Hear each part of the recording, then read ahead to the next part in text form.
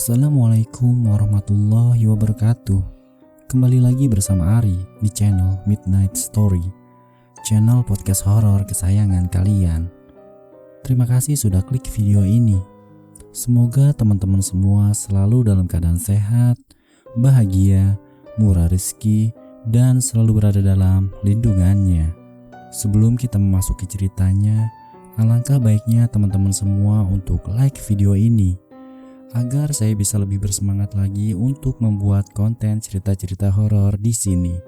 Dan jangan lupa untuk subscribe channel ini agar teman-teman semua tidak ketinggalan cerita-cerita selanjutnya. Pada kali ini saya akan menceritakan tentang pendakian Gunung Salak yang berada di daerah Jawa Barat. Kisah kali ini berasal dari akun Twitter @rayvan. Untuk teman-teman yang lebih suka membaca langsung ceritanya, bisa langsung mampir ke akun beliau. Linknya akan saya cantumkan di kolom deskripsi video di bawah ini. Semua nama tokoh dalam cerita ini telah disamarkan untuk menjaga identitas dari pemilik cerita ini. Tanpa berlama-lama lagi, ceritanya bermulai dari sini. Di tengah riuhnya jalanan ibu kota, klakson Metro Mini terus nyaring terdengar, seolah menyuarakan ketidaksabaran pengemudinya. Saat itu Siska yang sedang menyetir mobil seakan disuruh untuk minggir ke jalur sebelah kiri. Dasar Metro Mini gila, goyang banget gila, suntuk banget gue rasanya ya. Apa gue terima aja ajakan Adam ya, ucap Siska. Itu adalah 2 hari lalu, hari Senin sebelum Siska menerima ajakan Adam, sahabatnya Siska buat muncak. Siska berusia 23 tahun dan dia bekerja di salah satu perusahaan swasta di Jakarta. Persahabatan dengan Adam sudah terjalin sejak mereka sama-sama satu kelas di kelas 2 SMA. Ini adalah kali pertama Siska buat naik gunung, tapi bukan karena Adam. Kalau kata teman-temannya Siska, Adam itu lahir bukan di rumah sakit, tapi lahir di gunung. Kalau kata Siska sih biasa aja, nggak ada yang spesial dari Adam.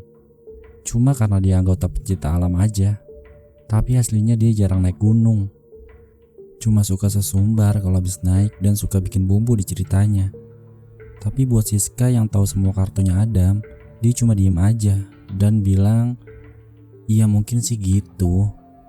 Kalau ada temen yang nanya bener enggak ceritanya si Adam waktu naik gunung A ataupun gunung B.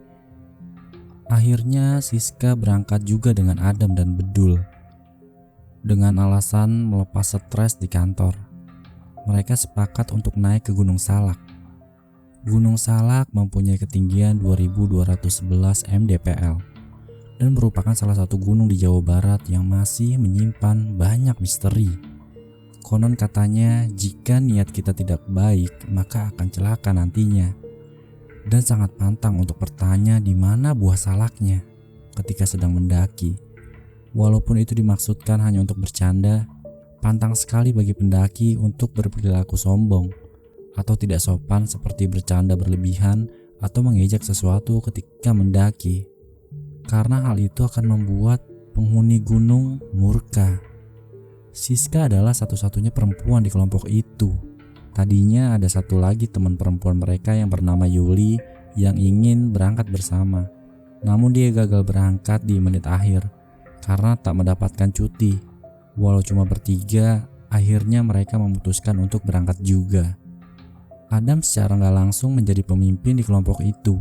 Karena selain dia anak pecinta alam, Adam juga bilang sudah 2 kali berhasil muncak di Gunung Salak. Akhirnya mereka sepakat memilih jalur pendakian yang terpendek, yaitu jalur Kutajaya Cimelati. Walaupun terkenal sulit medannya, selesai registrasi mereka bertiga mulai jalan menuju gerbang rimba. Dan sesampainya di sana, Bedul mengeluarkan handphone dan mereka pun berfoto bersama secara bergantian. Ketika giliran Siska yang memotret, ada hal aneh. Foto yang Siska ambil gak pernah fokus dan selalu berbayang. Sampai akhirnya Adam gak sabar dan mengambil alih untuk memotret. Ah bego amat sih lu sis, masa moto gitu aja lu gak becus? Gimana di atas nanti? Yang ada nangis lagi lu minta pulang. ucap Adam dengan nada meledek. Siska udah gak heran lagi sama sikap Adam yang songong. Memang begitu sikapnya. Jadi Siska gak ambil pusing. Tapi yang bikin Siska heran dan aneh itu, kenapa foto yang Siska ambil gak pernah fokus dan selalu ngeblur. Tapi Siska segera membuang jauh-jauh pikiran negatifnya. Takut diaminin setan, apalagi mereka baru aja mulai pendakian. Setelah berdoa dan tos bersama, Siska, Adam dan Bedul mulai masuk ke dalam gerbang besi yang nampak sudah berkarat dan berlumut. Jadi menambah kesan angker gunung itu menurut Siska. Tapi lagi-lagi Siska membuang jauh-jauh pikiran negatifnya dan menyelipkan sebuah doa agar semua lancar dan aman selama pendakian sampai mereka turun lagi. Mereka pun memulai pendakian. Jalur menuju pos pertama bisa dibilang tidak terjal, walaupun di beberapa titik treknya agak tricky karena melewati jalanan rawa dan berlumpur. Apalagi ketika kita mulai mendaki, mulai turun hujan gerimis dan membuat trek semakin sulit dilewati karena lumpur yang cukup dalam dan pohon yang tumbang melintang di jalan. Berkali-kali Siska tergelincir dan mereka memutuskan untuk istirahat sebentar sambil memakai jas hujan karena hujan turun semakin deras. Di antara suara hujan yang semakin deras, Siska mendengar suara desahan nafas seseorang. Lu dengar suara nafas gak? Itu dari arah situ. Nafas? Enggak sis, sahut Bedul. Bedul mendekatkan telinganya ke arah semak-semak yang Siska tunjuk. Ah, perasaan lu aja kali sis, cuma suara hujan itu. Iya, mungkin karena dingin gue jadi berhalusinasi kali ya, jawab Siska. Tapi sebenarnya Siska cukup yakin kalau itu adalah suara nafas yang sangat jelas datang dari arah semak-semak di sebelah sana. Tapi karena takut dianggap lebay sama Adam dan Bedul, akhirnya Siska kembali mencoba berpikir positif. Ketika hujan mulai mereda, kali ini mereka bertiga mendengar suara langkah mendekat. Dan ternyata kelompok lain baru saja tiba di tempat itu. Sis, kayaknya tadi yang lo dengar itu suara nafas mereka ya. Bedul berbisik pelan, ia takut pendaki itu mendengar bisikannya. Ya gak mungkin lah Dul, mereka kan datang dari bawah. Suara nafas yang lu dengar itu dari arah sana. Siska kembali menunjuk ke arah semak-semak. Ya udah kalau gitu, beneran suara hujan palingan itu sis. Malas berpikir yang negatif, Bedul akhirnya menyimpulkan untuk tidak membahasnya lagi. Mereka pun berkenalan dengan para pendaki itu. Dan setelah bersalaman, seseorang laki-laki yang Siska yakini sebagai pemimpin kelompok yang berisi 6 orang itu bertanya kepada Adam. Hei, kalian bertiga aja? Iya, kita bertiga. Tadinya sih kita mau naik berempat, tapi satu teman kita berhalangan. Memang kenapa, Kang? Adam menjelaskan panjang lebar. Gabung aja sama kita juga mau muncak. Adik-adik mau ke kawah atau mau ke puncak? Kalau mau ke puncak, kita sama-sama aja. Belum lama pemimpin kelompok yang bernama Kang Fajar menawarkan ajakannya. Salah satu anggotanya yang bernama Dadan membisikkan sesuatu ke Kang Fajar. Walaupun berbisik, tapi samar-samar terdengar oleh Siska. Ucapan keberatan Dadan akan tawaran Kang Fajar kepada mereka bertiga. Duh Kang, kalau nambah mereka jumlah kita jadinya ganjil. Kan Akang paling ngerti bagaimana kalau muncak ganjil. Seolah mampu menepis kegusaran Dadan, dengan sebuah kibasan tangan di udara, Kang Fajar berbicara dalam bahasa Sunda yang kira-kira artinya kayak gini. Yang penting jaga ucapan, jaga kelakuan, jangan metik tanaman sembarangan, jangan ngerusak alam.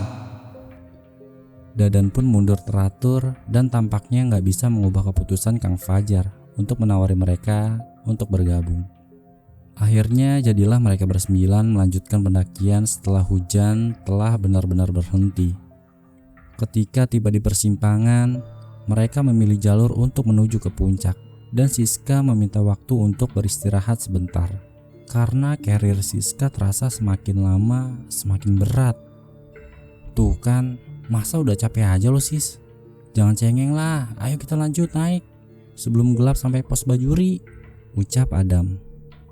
Gue gak cengeng Dam, tapi sumpah nih carrier gue berat banget. Jawab Siska sambil beranjak duduk. Ya udah, kita istirahat dulu. Kang Fajar yang tadinya diam akhirnya bersuara dan duduk di sebelahnya Siska. Kang Fajar ngeluarin sebatang cerutu dan mulai membakarnya, menghembuskan asapnya ke arah Siska. Siska sontak mundur menghindari semburan asapnya. Setelah beberapa kali hisapan, Kang Fajar mematikan cerutu dan mengambil botol minuman. Beliau membuka tutupnya dan mulutnya terlihat komat-kamit. Setelah itu memberikan botolnya kepada Siska. Minum dulu dik, biar kuat jalannya. Siska pun nurut dan minum seteguk dua teguk, lalu menutup botolnya. Kang, ada yang ngikutin saya ya? Shh, nanti aja di bawah kita bahasnya. Sekarang bagaimana kalau kita jalan lagi? Akhirnya Siska mengangguk dan mereka kembali berjalan. Hujan mulai turun lagi dan tampaknya cuaca semakin tidak bersahabat. Tapi Adam memaksa kita untuk tetap berjalan dengan alasan agar mereka bisa cepat sampai ke pos bayangan dan bermalam di situ. Entah karena hujan atau memang Siska sudah ketempelan, perjalanan naik gunung saat itu terasa sangat lama dan semakin berat rasanya. Berkali-kali Siska merasa seperti ada yang mengawasi mereka di balik lebatnya pepohonan di hutan itu. Belum lagi Siska merasa bukan hanya karirnya yang bertambah berat, tetapi kakinya juga semakin berat melangkah, seperti membawa beban puluhan kilo rasanya. Karena hujan yang semakin deras, Kang Fajar memecah keheningan dan memberi komando. Oke, kita stay di sini. Yuk kita bangun tenda. Saya kira tempat ini cocok buat kita bermalam. Selesai mereka membangun tenda, Adam pamit untuk mencari air sebelum gelap. Menurutnya, mereka telah melewati mata airnya di persimpangan tadi. Sebelumnya Kang Fajar tampak keberatan, karena menurut beliau, persediaan air mereka dirasa masih cukup sampai besok. Tapi menurut Adam, di atas tidak akan ada lagi mata air, sehingga ia perlu untuk mengambil air. Siska juga merasa gak setuju dengan Adam, tapi Siska ngerti banget adatnya Adam, yang pasti gak akan nurut sama orang lain. Sehingga Siska mengajak Bedul juga untuk ikut dengan Adam. Dam, ngapain juga sih lo ngotot cari air? Bedul setengah mendongkol kepada Adam. Udah tenang aja, aman kok pergi sama gue. Lagi pula gak jauh juga kok tempatnya, paling 10 menitan. Lagian gue pergi sendiri juga gak apa-apa. Lu berdua ngapain juga ikut? Sahut Adam. Duh, perut gue kenapa lagi? Ucap Bedul sambil memegangi perutnya. Kenapa lo kebelet berak? Udah lo di sini aja, selesain urusan hajat lo. Gue pergi aja sama Siska ya. Setengah mengejek Bedul, Adam tersenyum sinis. Serius gak apa-apa sis? Bedul ngeliat Siska untuk minta persetujuan dengan muka pura-puranya yang menahan hajat. Setengah hati Siska menjawab, iya deh gak apa-apa Dul. Gue pergi berdua aja sama Adam. Dam, nanti kita cepet aja, biar gak keburu gelap. Iya santai sis, jawab Adam. Akhirnya Siska dan Adam bergegas menuju mata air. Sesampainya di sana, Adam mulai mengisi botol-botol mereka. Dan Siska yang hanya melihat pemandangan sekitarnya, kabut pun sudah mulai turun. Siska melihat jam tangannya. Waktu menunjukkan pukul 3, tapi karena suasana yang berkabut, menjadi terasa lebih gelap dari yang seharusnya. Entah mengapa sekarang bulu kuduk Siska mulai merinding. Apalagi saat Siska mendengar suara-suara dari alam. Walaupun sayup-sayup, dari jauh terdengar suara geraman. Siska pun mulai parno. Woi Dam, cepetan dong. Tak dulu sis, gue sekalian kencing nih di situ. Bentar ya. Adam pergi sedikit menjauh. Buat mengusir ketakutannya, Siska mencuci mukanya.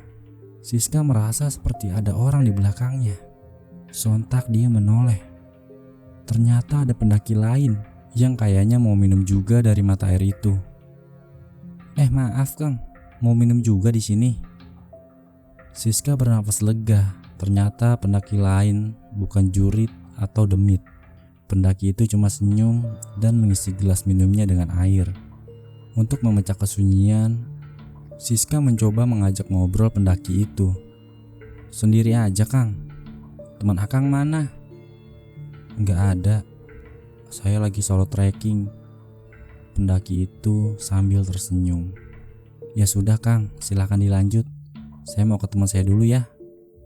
Baru beberapa langkah, Siska mencium bau busuk. Perasaannya langsung gak enak. Siska baru sadar, kayaknya ada yang aneh dengan Akang itu. Siska pun mencoba menoleh. Dan benar saja, ternyata Akang itu sudah menghilang. Gak mungkin, baru beberapa langkah Siska pergi, tapi Akang itu sudah hilang. Dan tidak ada sama sekali suara langkah dia pergi dari tempat itu. Buru-buru Siska menyusul Adam. Adam, cepetan Dam, ayo kita cabut dari sini, cepet. Ngapain sih lo buru-buru banget sis? Udah deh Dam, cepetan Dam, tadi gue ketemu setan. Siska setengah menyeret Adam menjauh dari tempat itu. Wah hoki dong lo lihat setan. Kata mak gue kalau lihat setan tuh lo mau dapat duit tuh. Gak lucu lo Dam. Buruan ayo kita cabut dari sini. Nyantai aja sih. Nih lo lihat nih jimat gue. Gak akan ada apa-apa selama hari ini. Adam tersenyum sombong memamerkan jimatnya yang berbentuk kotak dari kulit dan digantungnya di leher sebagai kalung. Terserah lo Dam, tapi please cepetan deh kita balik ke tenda. Sumpah perasaan gue gak enak banget. Adam cuma terkekeh melihat ketakutan Siska. Akhirnya Adam nurut dan mereka pun jalan balik ke tenda. 10 menit mereka berjalan, Siska kembali merasa aneh. Kok kita sudah berjalan cukup jauh tapi gak sampai-sampai ya?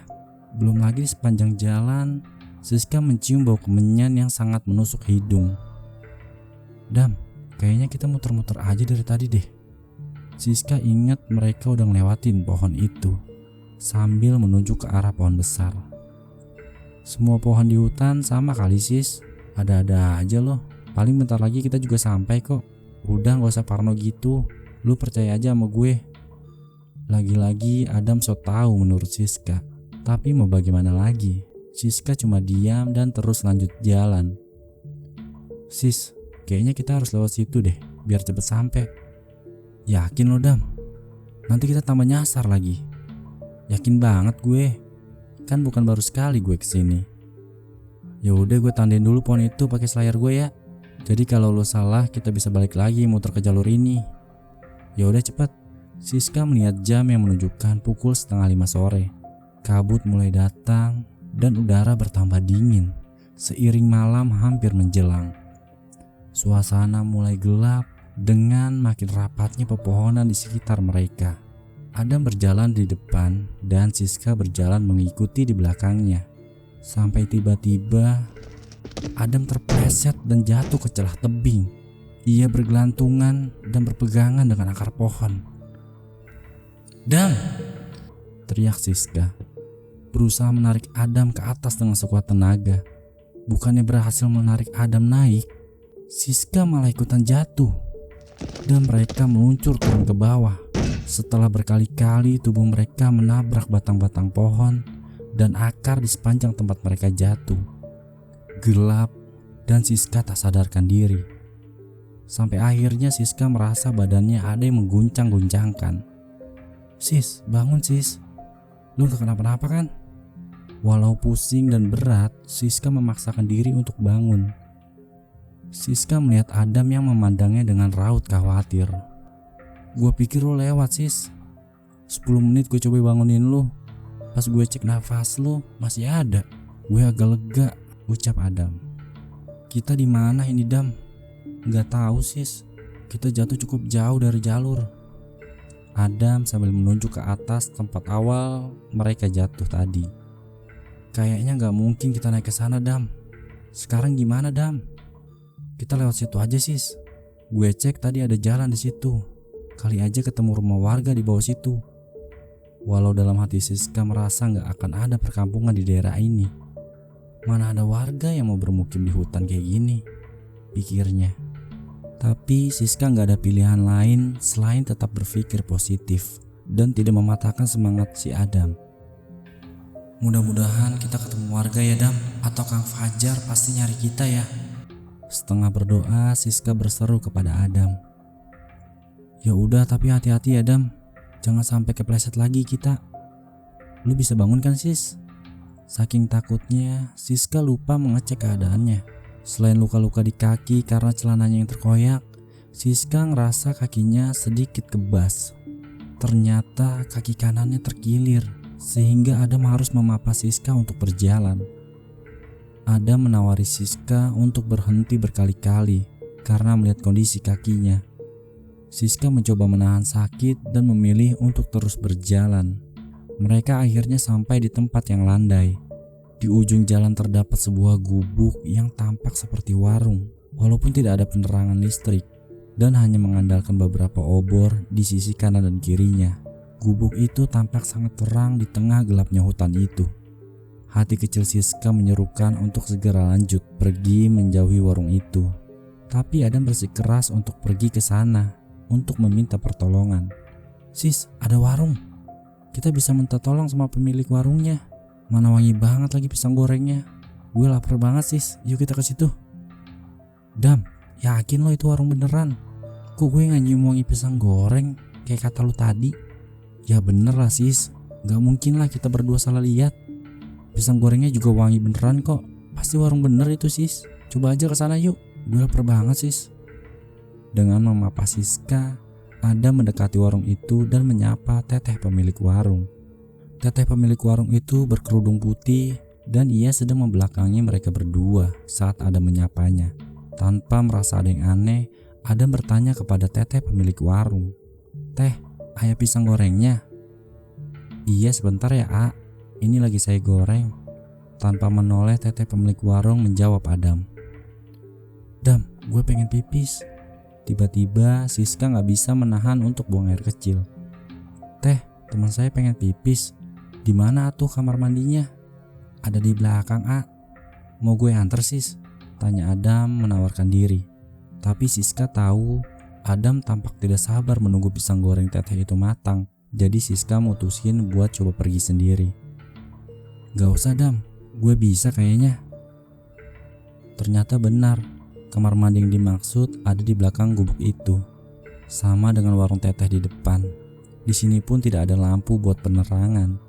Hanya ada obor di depan pintu kamar mandi. Siska pun masuk ke kamar mandi. Saat berjongkok dan mulai pipis, tak lama terdengar orang menggedor-gedor pintu. Seperti orang yang tidak sabar. Sebentar, saya lagi pipis. Teriak Siska buat menghentikan orang yang menggedor pintu.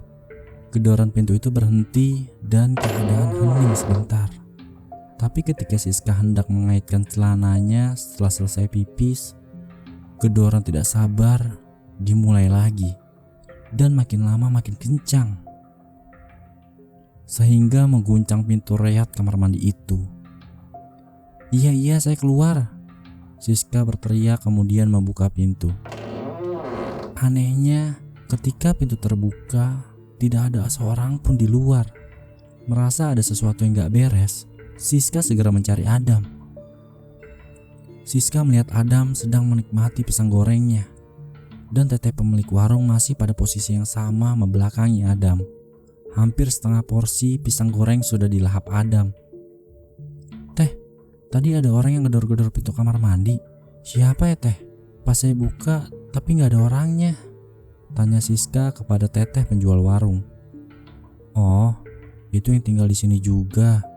Teteh itu menjawab pelan. Tapi saya buka tadi gak ada teh. Jawab Siska lagi meyakinkan. Siska yakin penglihatannya gak salah. Gak ada siapa-siapa di sana. Gak ada juga orang yang dimaksud teteh itu. Dia gak suka sama yang dibawa AA ini. Suara teteh pemilik warung sekarang mulai terdengar menyeramkan di telinga Siska. Dan spontan Adam tersedak. Gak suka? Gak suka kenapa teh? Tanya Adam. Gak suka sama yang ngegantung di leher AA. Ini maksudnya teh. Adam menunjukkan jimatnya. Teteh pemilik warung secara perlahan memutar kepalanya. Ya, hanya kepalanya yang berputar menghadap mereka. Sedangkan tubuhnya masih berada di posisi yang sama, sedang memasak pisang goreng. Tapi yang paling membuat Siska dan Adam terkejut setengah mati yaitu wajah teteh pemilik warung itu berbuka rata, tanpa alis, tanpa mata, tanpa hidung dan tanpa mulut. Melihat itu Siska segera berlari dengan menyeret kakinya yang sakit, dan gak lupa juga menarik lengan baju Adam untuk menjauhi warung setan itu. Siska terus berlari tanpa henti. Setelah mereka yakin telah jauh dari warung itu dan setan itu tidak mengejar mereka lagi, Siska berhenti. Mereka terengah-engah.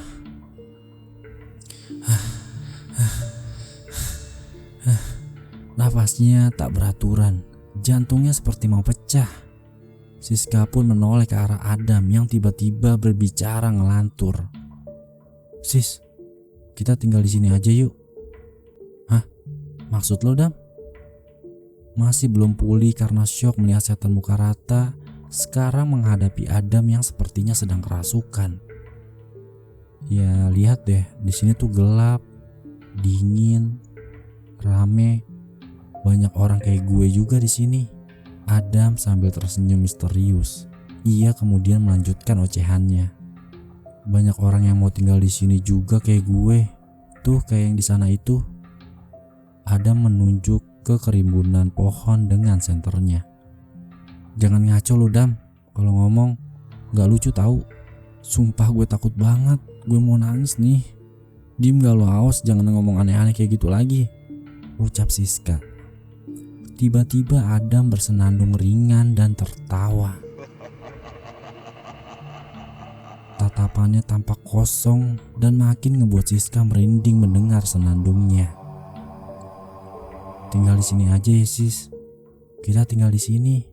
Rame sama teteh warung itu juga. Yuk kita tinggal di sini aja ya sis." Adam terus bersenandung dan tertawa menyeramkan. Siska pun mencoba mundur menjauhi Adam. Ketika Siska melihat di sekeliling Adam muncul banyak penampakan. Di sebelah kanan Adam ada teteh pemilik warung yang muka rata. Di sebelah kirinya ada akang pendaki yang tadi ditemuinya di mata air. Belum lagi di belakangnya ada harimau yang menggeram dan siap menerkam.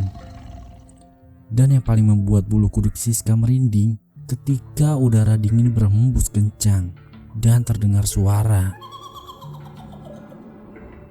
tertawa khas kuntilanak dari atas pohon besar.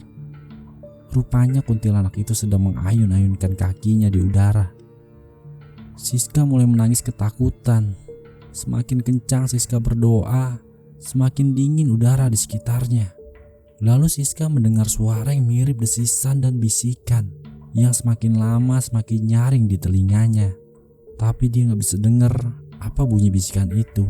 Dan tidak ada siapapun di situ, hanya ada Siska, Adam, dan mereka yang sedang mengamati Siska.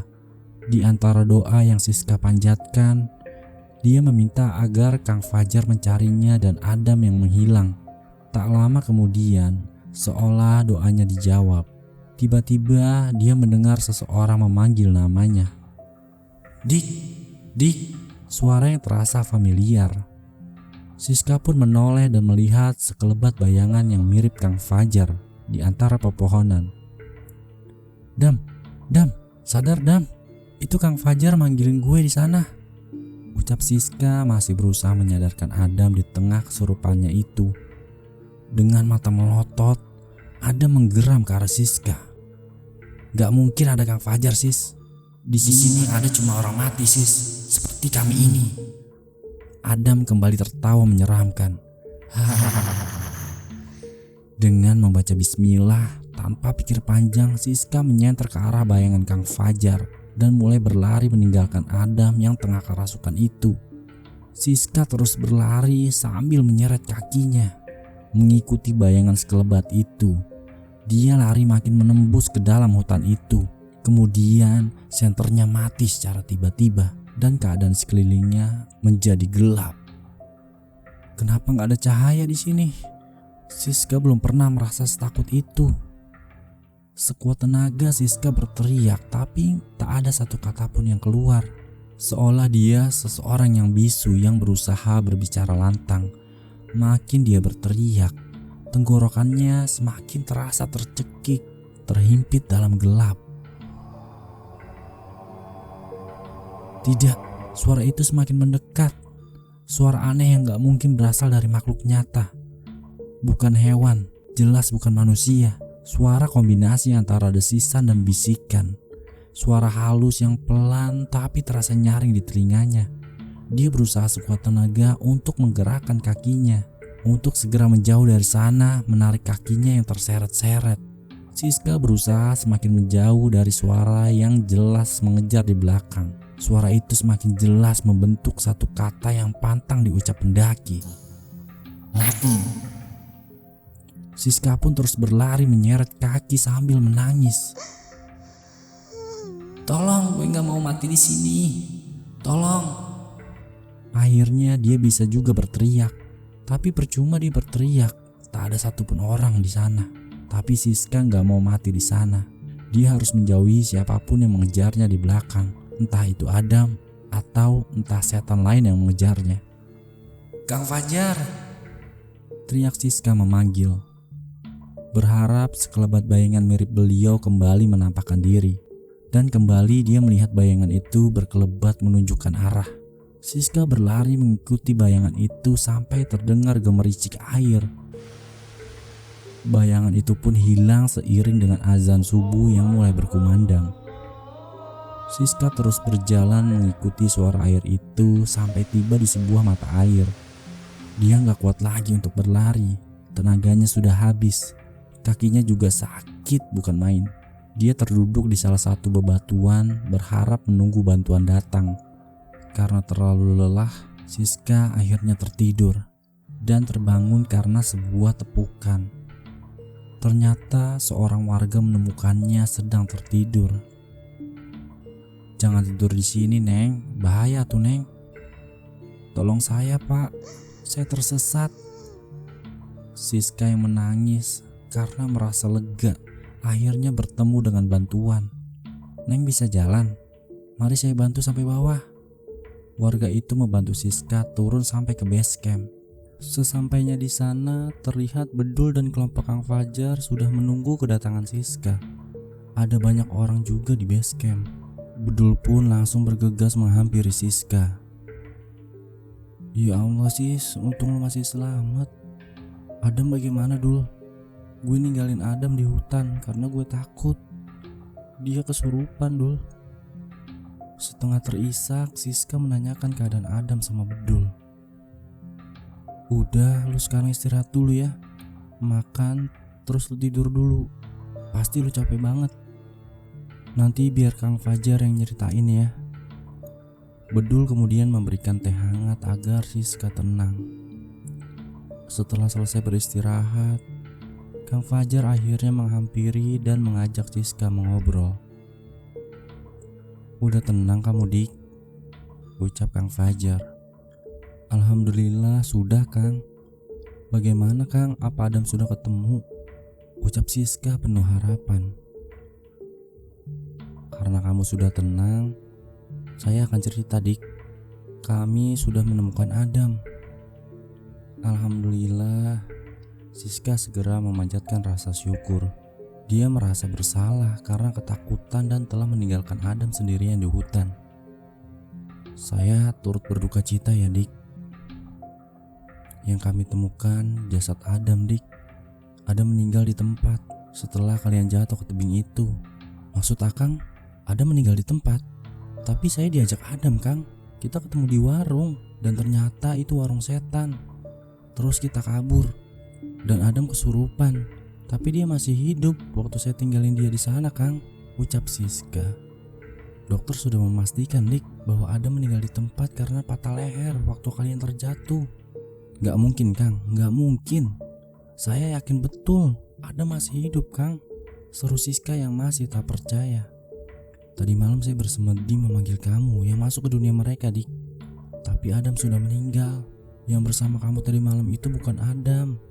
Karena Adam sudah ditemukan tewas dan jasadnya langsung dibawa ke rumah sakit, ucap Kang Fajar lagi. Innalillahi wa inna ilaihi rajiun. Ya Allah, kenapa bisa seperti ini?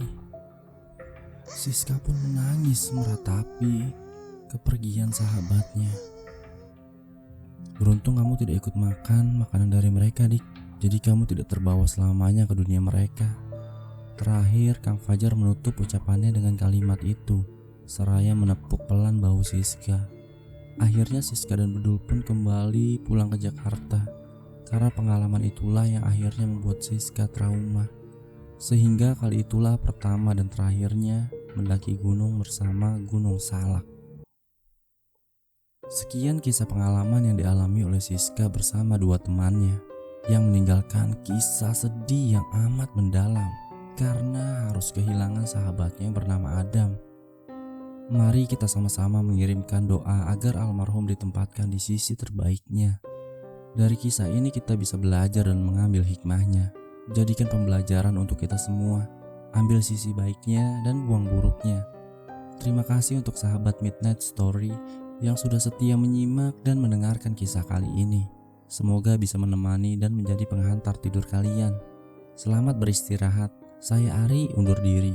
Wassalamualaikum warahmatullahi wabarakatuh.